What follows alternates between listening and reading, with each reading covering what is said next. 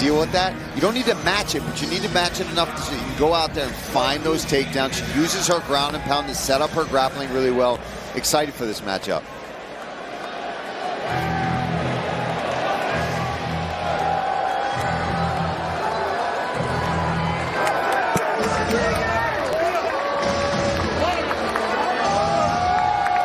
Meanwhile, Marina Rodriguez ready to get back in there and show what got her to the cusp of a title shot. Remember, she was in a main event against Amanda Lemos and the betting favorite. And the winner would go on to fight for UFC gold. The fight game is unforgiving, so now she's had to work her way back up. She's got a tough challenge tonight, but wants to show she's still got a lot in the tank in this strawweight division that's very tough and very deep. And I think this particular matchup will really do that for her, because where she's had trouble, obviously, is people just taking her down, trying to control her, really forcing her to wrestle, use her jiu-jitsu. And obviously, you're coming off 2 splits, right? She's been competitive in all these matchups, minus the Lemos fight where you get caught with some big shots. That girl throws absolute power in every punch that she's out there with. But her elbows, her short-range weapons really need to be sharp and on point tonight, because you know Gillian Robertson's going to try to close that gap, she's going to close that distance. Keep it on the feet and do damage, Michael. In between every attempt, trying to hurt her and keep her not wanting to even close the distance. Yeah, and if she can do that, the people here are in for a treat, because she's a very fun, entertaining striker to watch. 7 knockouts on her record. And, you know, regarding her career, she's very happy with the way things have played out. Yes, there's been some losses, but there were split decisions to people like Jessica Andrade, of course, the former champion. She's headlined 3 events, so she's really making the most out of her time here with the UFC, but she has to get a win here tonight. And as you said, she's got to be aware of the wrestling threat from Gillian Robertson. She's got to serve, she's got to keep her back off the fence, and she's got to go forward as well. Put Gillian on the back foot, make her respect her, and do some damage. Welcome back. A classic clash of styles at strawweight is next. The top 10 rankings on the line. Marina Rodriguez, 9 years older than the 29-year-old Gillian Robertson. Rodriguez 1 inch taller at 5'6", has a 2-inch edge in reach, but she's the betting underdog at plus 210. Here once again, Joe Martinez. And all fight fans, we're set to go with the next fight tonight. 3 rounds in the UFC strawweight division. Introducing to you first, fighting out of the blue corner. This mixed martial artist is 5 feet, 5 inches tall. Weighing in officially 115.5 pounds in 23 professional fights. Her record stands at 15 victories with 8 defeats. Fighting out of Port St. Lucie, Florida by way of Niagara Falls, Canada. Here is Gillian, the Savage Robertson! And across the octagon, her opponent, fighting out of the red corner, a Muay Thai fighter standing 5 feet 6 inches tall. She too weighed in officially 115.5 pounds and holds a record of 17 victories, 5 defeats with 2 draws. She is the UFC's number 9 ranked strawweight contender in the world from Florianópolis, Santa Catarina, Brazil. Here is Marina Rodriguez. And your referee in charge, Bruce Allen. Second trip inside the octagon tonight for Bruce Allen, who will handle the strawweights, the new weight class, relatively speaking, of Gillian Robertson, who entered the UFC via The Ultimate Fighter Season 26. She was very young, fought at flyweight for the early part of her career, still racked up some impressive victories, but as a strawweight, she's won 4 of 5 and wants to punch her ticket to the top 10 with a win tonight. Got to keep an eye on the right hand of Rodriguez.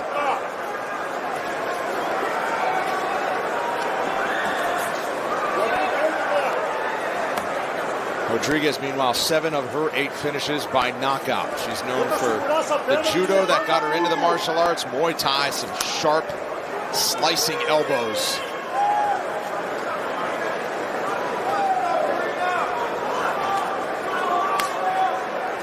One thing for Robertson, right? When you're such a threat on the mat, it does open up opportunities for you to get away with strikes against strikers that are probably technically a lot better than you, but they're so worried about you closing the distance. Those are great opportunities for her to just let things go, especially early on in this fight, and get away with a few freebies, really. Oh yeah, all you got to do is level change, just pump fake a little bit, get a big reaction out of your opponent, come over the top with the right hand. And make them want to do, they want to answer back, right? You just like she did there. Exactly. She feinted and came up with a left hook. Didn't connect, but a nice try.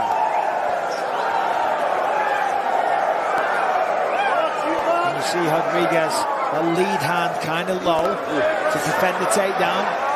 Nicely done. Beautiful single leg, ran the pipe, sat it down.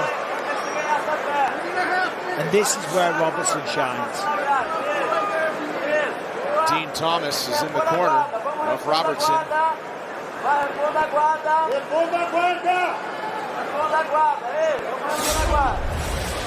Robertson already trying to occupy that arm. So Rodriguez flat on her back here. Precisely where Robertson wants her. Nice. There's a bit of guard work there. Keep an eye on that left arm of Rodriguez. She's trying to set up a Kimura. Talking about Robertson. Instead, she goes back to top half. Under 3 minutes to go in round one. More submissions than any woman in UFC history. Gillian Robertson has 7. Mackenzie Dern, the next closest, at 5. There it is isolating again. the left arm. She's going to bend that arm, though. And even if she doesn't get that, right, she's just occupying that arm, getting Rodriguez to think about that. And when she goes to defend it, could open up other opportunities for Robertson. They're nasty elbows to the thigh. They suck. Right? For anyone watching at home that hasn't felt them, I can't explain it. The point of the elbow right into the thigh, over and over again, you're like, I hate you. Can you not do that, please? It's like walking on the edge of your kitchen counter. Over. There you go. You've experienced it, Brendan. You know, I feel like I know what it's like to be. Yeah, there you go.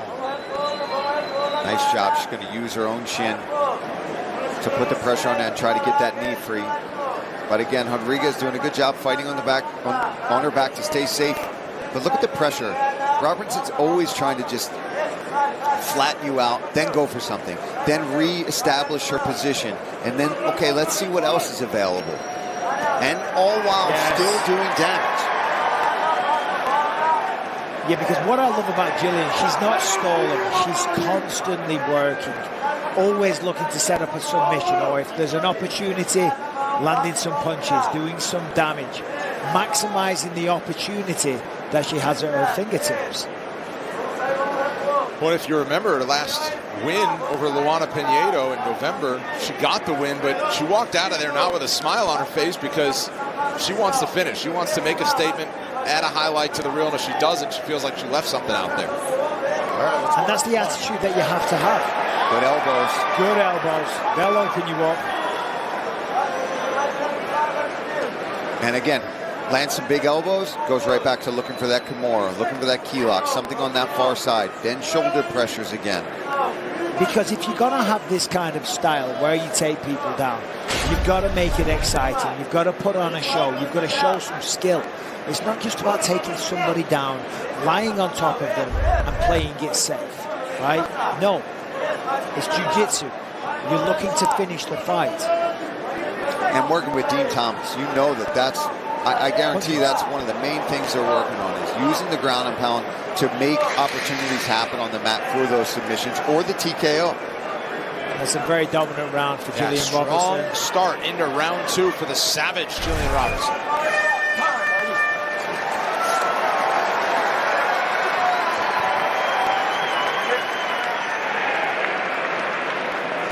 Como é que tá? How you doing? How you feeling? Respira pra mim. Breathe for me. Respira primeiro. Breathe first. Como é que tá? How you feeling? Just Olha pra mim, olha pra mim. look at me. Look at me. Amolecer quero que se movimente mais. Quero que se movimente mais. Ela vai cercar. Agora ela vai entrar com tudo pra pegar tua perna. You need to Então move tem que estar more. mais He's gonna ativa. come Entra com a mão mais to pra get your frente. legs. I need you Já to put faz your uma hand in fita, ela front vai of entrar, you. você faz sprawl na cabeça Whenever she dela. comes in, you need to feint so she comes in. So listen, you need to anticipate. Whenever she comes in at you, you need to. Whenever she comes at you, you need to start pushing that hip Mão mais out. ativa. Ela vai Your hands entrar need com to be more tudo. active. She's gonna come at you right away.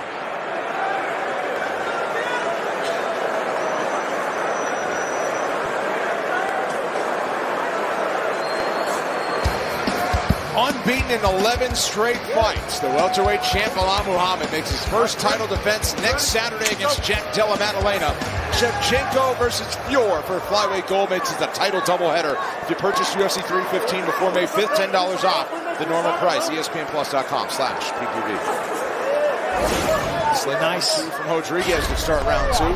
There's a nice little mouse in the left eye of Rodriguez. There's the right hand that she's known for, but tries to look at the ninja choke. No way. Robertson in some trouble from the top and now escaped. Hey, that was a nice attempt, though. But the problem is you're on your back. But I think she was going to be there anyway. I think the way Gillian was driving through, she might have ended up on her back regardless. Might as well at least, hey, I'm going to make you pay for it. But she does have to try to get up desperately. She's at least got her back near the fence now and can try to build up. But again, look at the pressure that Robertson's putting on. But she's trying to mount. Now she has mounted. There's 4 minutes left on the clock. She's a problem. Up against the fence. Gillian's going to go to work now. Predominantly, she's going to look for a submission, but she might just choose to rain down elbows here. Rodriguez trying to turn, trying to defend. And obviously, I don't know what a fighter's thinking between rounds, but the body language of Rodriguez is not promising. Just really seems to be feeling it, not necessarily looking like she wanted to even go back out for round 2. Well, anytime you go out there and you lose a round and you get dominated, yeah, it sucks, but you've got to have the ability, the mental ability, to put that in the rear view mirror and look at every round as an individual fight. Don't always be in the driving seat. And that's exactly what Gillian wants. High mountain raining down some blows. Big shots. Rodriguez covering up. Yeah. And Robertson close to a TKO as now she's got her flattened out. These are getting through. Referee saying he's talking to Rodriguez. Gillian Robertson got exactly what she came for. A round 2 TKO. Sail out of the top 10 Monday morning.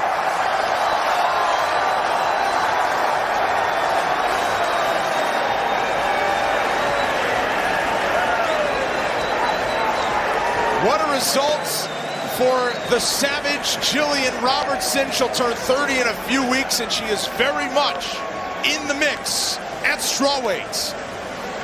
Yeah, she's looking better and better every time. Now she's really in the appropriate weight class. She's just sharpening those skills. She's doing enough on the feet with the striking to blend in her wrestling nicely. And when she gets to the mat, she is dangerous. Let's take a look here. Rodriguez tried to open up with some shots, but then just pushes her, tries to go for this sneaky choke, and ultimately Gillian pops her head out and gets right back to work where she started things off in round 1, gets that mount, and is just relentless with the ground and pound. This is a woman who's known for a submission threat, but the more that she keeps producing results like this with ground and pound, she's a real problem in this division, guys. UFC.com, if you read the article on Gillian Robertson today, here's a direct quote. I see myself having a dominant victory. I'm calling it second round. I want to say I get a sub, but for some reason, I'm leaning TKO. Wow. Called her shot in Des Moines, and Gillian Robertson gets her moment next.